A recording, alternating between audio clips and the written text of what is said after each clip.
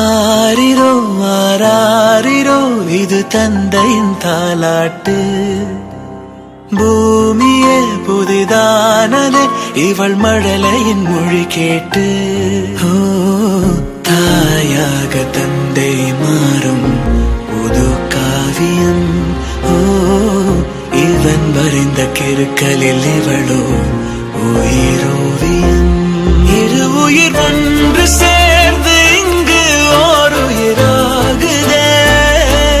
கருவறை இல்லை என்ற போதும் சுமந்திட தோடுதே.